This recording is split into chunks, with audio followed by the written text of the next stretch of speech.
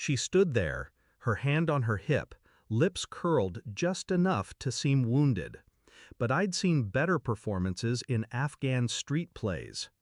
"I need support," she told the judge, voice quivering. $10,000 monthly. For our twins. Our. My ears stopped working after that word. My pulse didn't. It throbbed in my temples as the courtroom blurred, then sharpened. I looked at the twins beside her. Perfectly dressed, big eyes, nervous fingers.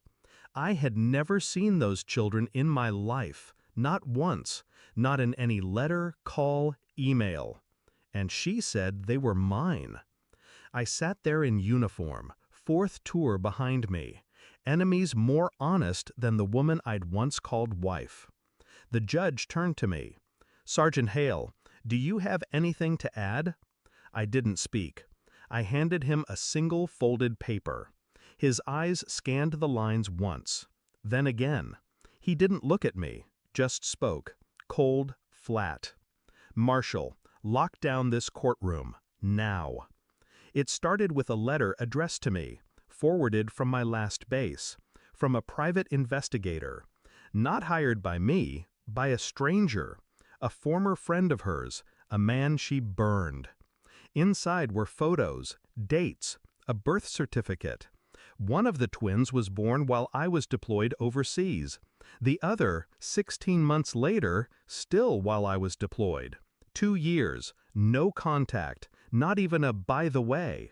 And then suddenly, they're yours. It didn't make sense, until it did. Until I found the receipts in my old storage box. IVF clinic, appointment dates, all paid in full, not by me, by him. A man who used to mow our lawn, her second cousin, a man with matching dimples to the kids she now dragged into court as pawns. I stayed calm, let her lawyer serve the papers, played the dutiful ex-husband, never raised my voice. But I started digging, pulled phone records from our final year, cross-referenced hotel stays, her calendar entries, car GPS logs she forgot to erase. Each breadcrumb led me to her deceit, methodical, almost elegant. She'd forged my signature on consent forms, used stored samples illegally.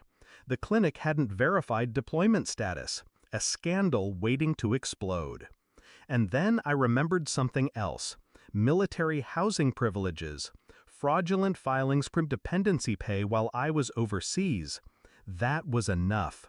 Enough to involve military command, enough to loop in CID, enough to make sure when I handed the judge that single sheet of paper, I wasn't just proving the twins weren't mine, I was handing over a federal case file. The judge stared at the document. You could hear his throat dry as he swallowed. He read the report aloud. Paternity excluded with 0.00% probability. And then the second paragraph.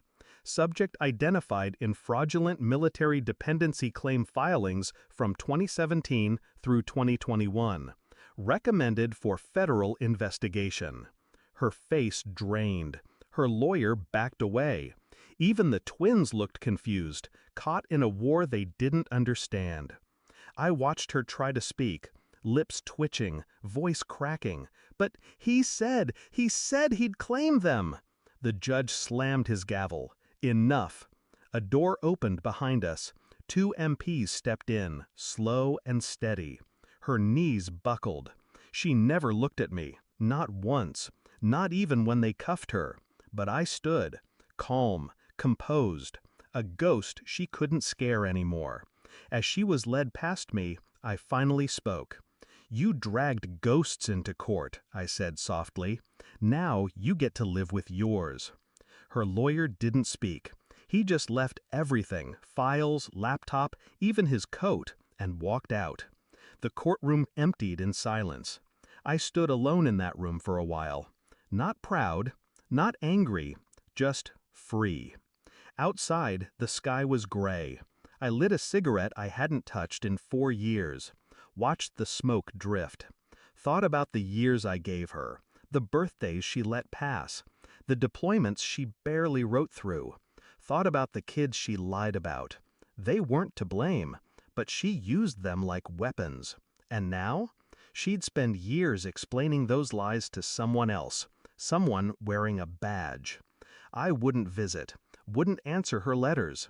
Some truths don't need to be spoken. Some men don't need to scream. They just wait for the right silence and hand the right paper at the right time.